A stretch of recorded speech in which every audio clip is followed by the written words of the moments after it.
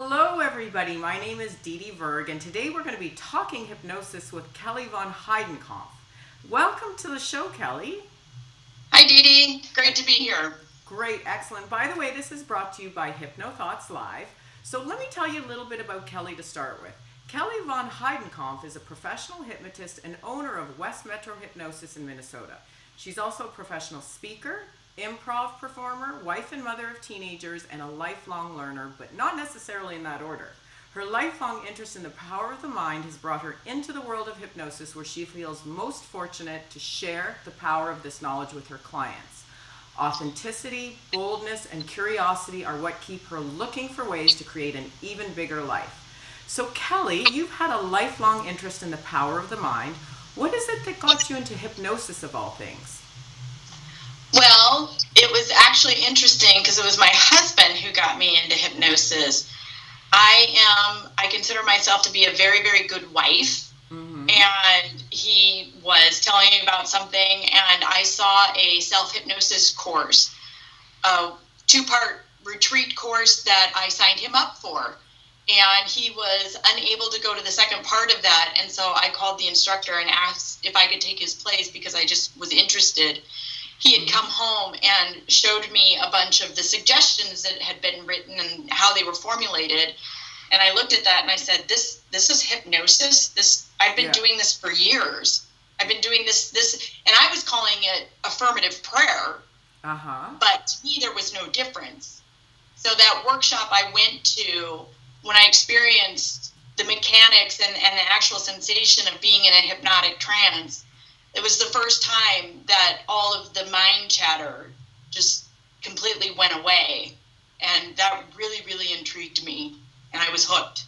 Oh, excellent. So I think what people don't realize is there are suggestions all around us. We're always being, let's say, suggested to by marketing, by salespeople, by things like this. So a lot of people do realize that the language they're using is naturally a hypnotic language. The only difference that we have the ability to do is to put people in the trance state that allows them to accept those suggestions in a much more easy way where they actually go into the unconscious. So good for you for picking that up. So you talk about improv being one of the best things you could have ever done for yourself in your career. So why do you believe this is important for a hypnotist?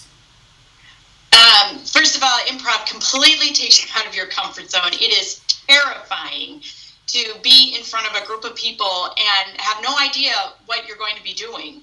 Literally standing up there and not knowing what the suggestion is going to be, not knowing who your partner is going to be to you, and having to create something because there's just no failure. Something is going to be created in that moment based on whatever is given to you. And improv has taught me that when I trust in the space, then everything is provided to me. And it's just a really, really creative, unique sort of way to begin to live your life. And I think that's what we're doing in hypnosis. It becomes a philosophy, really.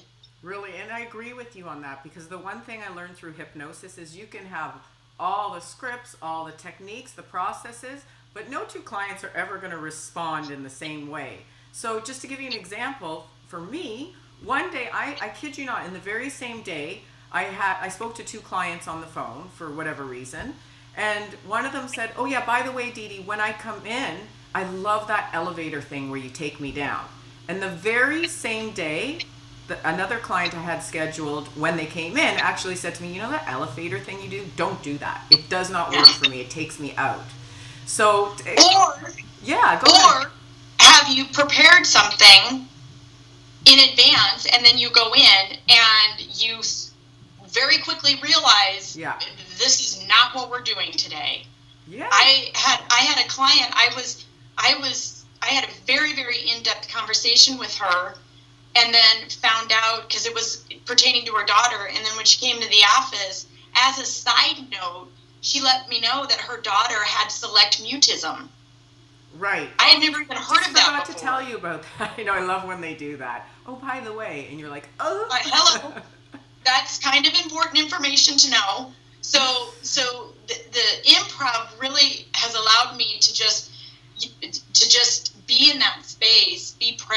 and just deal with whatever you get, because you don't know Yeah, and the what you're thing going is, and as you mentioned in your profile, it gives you confidence because, to. like when you can trust that you're going to come and you're going to have the answer, it's going to come up somehow, some way. It actually gives you confidence and allows for so much creativity. So I completely agree with you. Improv is the way to go. Now, you also talk about being authentic. So let's talk a little bit about authenticity and why it's important to be authentic and what that means. To me, being authentic is being real. And I think a lot of times when we talk about all of these sort of power of the mind techniques, a lot of people get confused with being positive all the time. In order to feel better, I have to be happy. I have to be positive. And we forget that sometimes life sucks. Yeah, we're human. Sometimes it's ugly. Sometimes you're going to have a really bad day. Sometimes it's going to be hard to move forward. And I think that's where the authenticity part comes about, because for me, hypnosis and what I'm teaching my client is all about choice. That, yeah, life is going to throw circumstances at you. It is going to be tough. You are going to feel stressed some days. So we're not trying to cover it up with all this sort of fake, feel-good unicorns and rainbow stuff all the time. We're just allowing everything to be real, to create space for everything, that you don't have to set up a conflict, but that you can stand in that space, whatever it is that you're experiencing, and you can get recentered, and then you can make a deliberate decision, how long do I want to stay in this space? And how do I want to move forward? And who do I want to be? And how do I want to show up? And that's really how you empower someone to real freedom.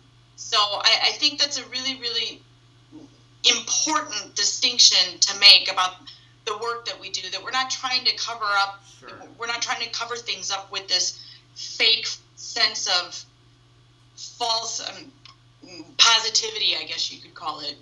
And that's what people seem to think. They seem to think that I have to be happy all the time. Yes. And the other thing that I find that people have a hard time with in being authentic is also being vulnerable. So when you've worked with clients in this capacity, what are some of the most amazing outcomes you've ever seen when they've actually gone with it? They've got it, they've embraced it. What has occurred for your clients when you teach them in this way? So my favorite story was a woman who came in. She was just shy of her 60th birthday. Her sister actually gifted her a session, and she said, I know my sister wants me to come here to lose weight. And I can tell you right now, my weight isn't about me eating too much. Right. She told me the story of her husband having had an affair 14 years earlier, and she had never processed that emotional pain. She and her husband were still together. Mm-hmm. So we went through the whole hypnotic state, and she was in this very deep trance. And I just asked the question, what needs to happen for you to move forward? And of course, many times, I don't know. Well, what if you did know? Mm-hmm. Well, I suppose I would need a new heart. Now, in any other modality, you'd be like, well, that ain't happening. Right. But this is hypnosis. Exactly. Okay, so how are you going to get a new heart? Well, I suppose I need heart surgery.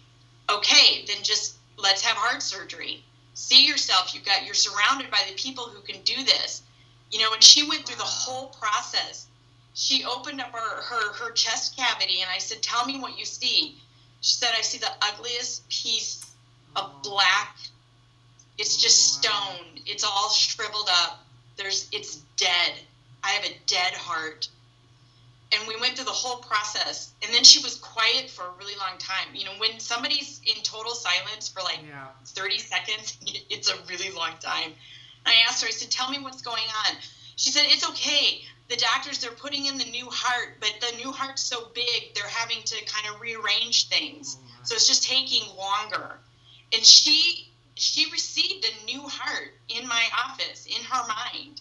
And she actually called me back 2 weeks later, and she said, you won't believe this, but I actually felt like I had surgery. I went home, and I took a bath, and I went to bed, and I was really gentle with myself for 2 full days.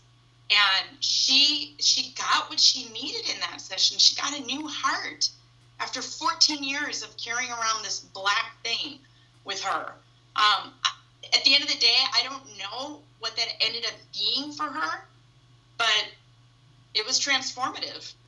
And the other thing that for people who don't do hypnosis that they need to realize is the unconscious is very metaphorical, it's symbolical. So when you make the changes at that metaphorical and symbolic level, they come through in the person's life. That's amazing.